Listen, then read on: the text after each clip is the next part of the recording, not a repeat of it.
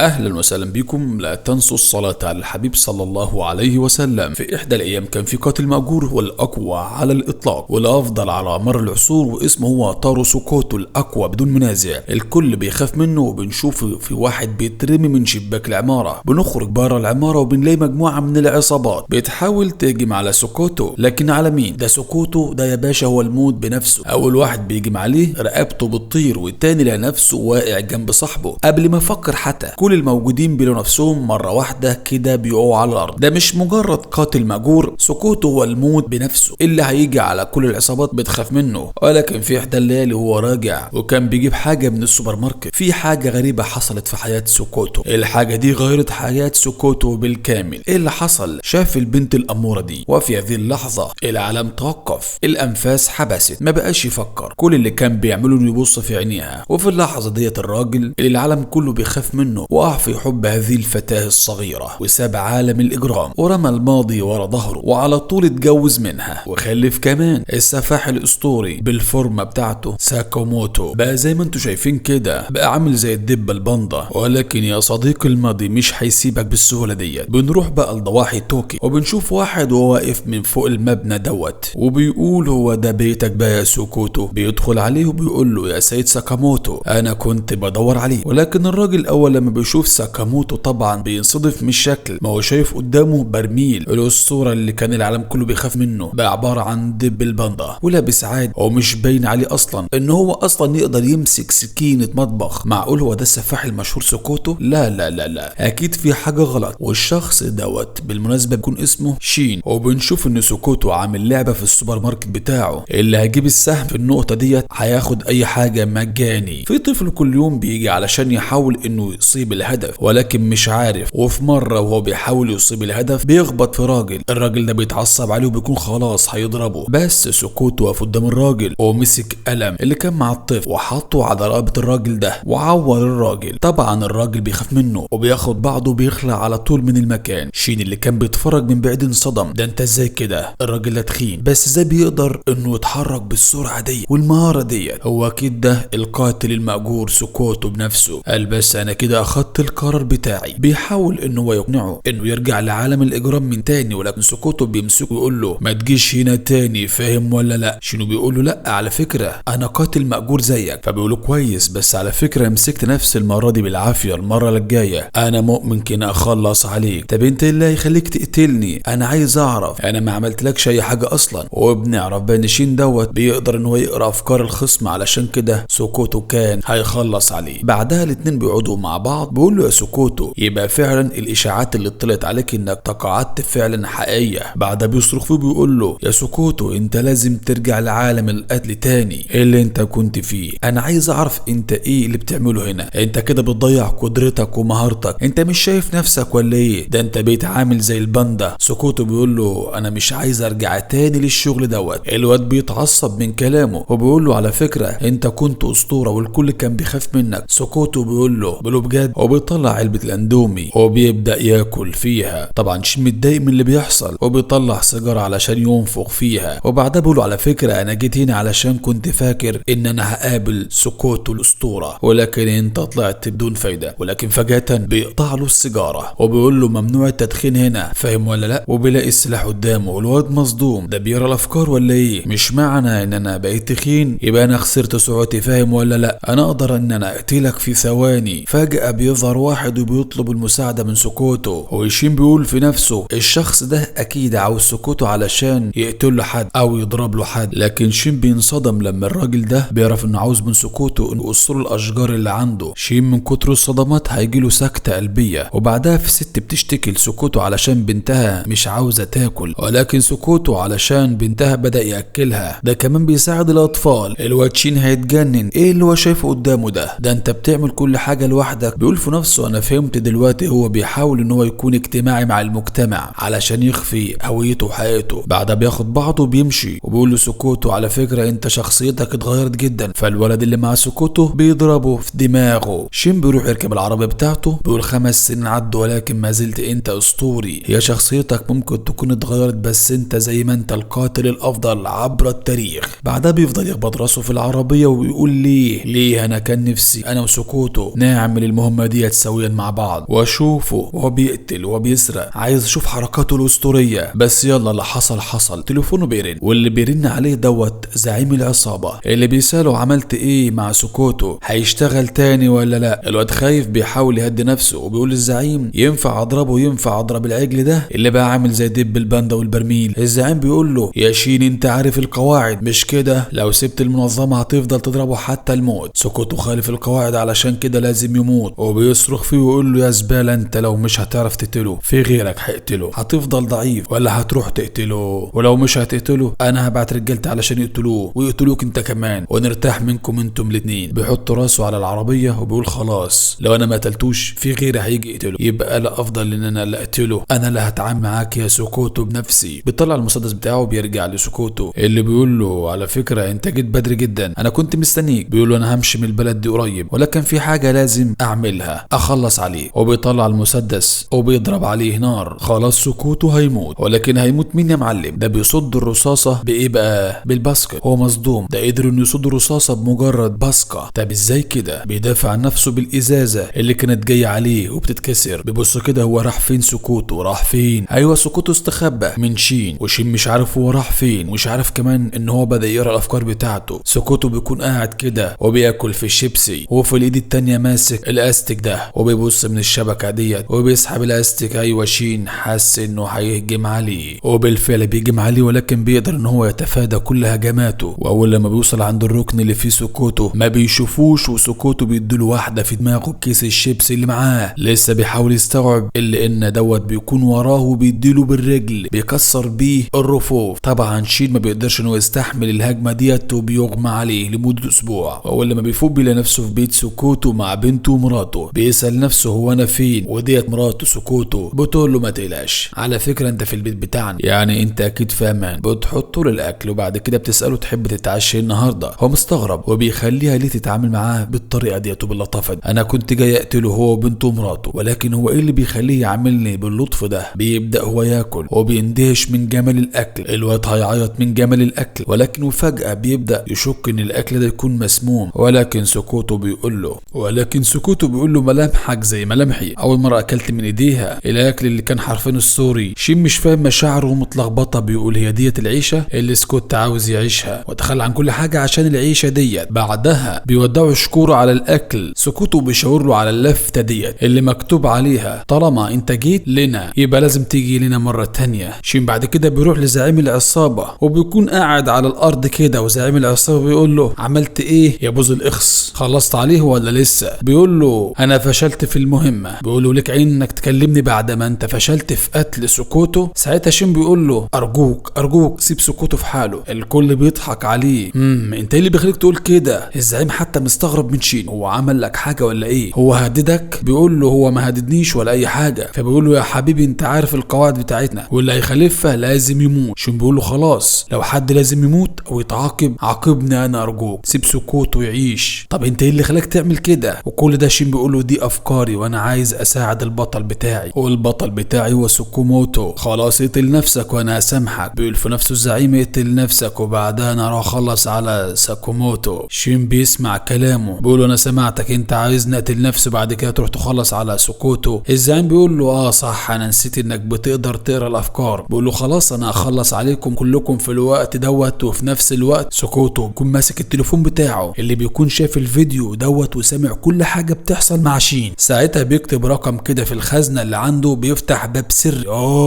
اللي بيكون متروس من اوله لاخره اسلحة وشكلها كده يا صاحبي هتقلب دمار شامل. وفي الوقت ده شين بيكون هرب من العصابة، وبنعرف ان هو بيهرب اصلا علشان السلاح بتاعه قرب يخلص الرصاص. الزعيم بتاع العصابة بيقول اللي معاه محدش يقرب من شين علشان هو بيقدر يقرا الافكار بتاعتكم. وفي واحد من اللي معاه الزعيم ما سمعش الكلام، بيقول انا هقرب منه وبعد كده هضربه في نقطته العامية. فشين بيرمي نفسه قدامه، لسه بيكون هيضرب على شين ولكن شين بيفنشه. شين لسه هيتحرك ولكن في حد بيضربه طلقة في رجله والكل بيحاوطه. خلاص شين هيموت. ديت كان اخر جملة قالها شين قبل ما يظهر سكوتو الاسطورة وبيخلص على كل اللي كانوا موجودين حوالين شين. اول لما بيشوفوه بيهربوا بيصرخوا سكوتو الموت جه علشان يقتلنا. ولكن في واحد كان واخد حبتين بتوع شجاعة بيروح يجيم عليه، ولكن في لمح البصر السلاح بتاعه بتاعه بيتقطع 60 حته. واحد بيظهر من ورا سكوته وبيكون عاوز يهجم عليه، ولكن بيدوله واحده في وشه. الكل خايف، حتى الزعيم بيقول اللي معاه اضربوا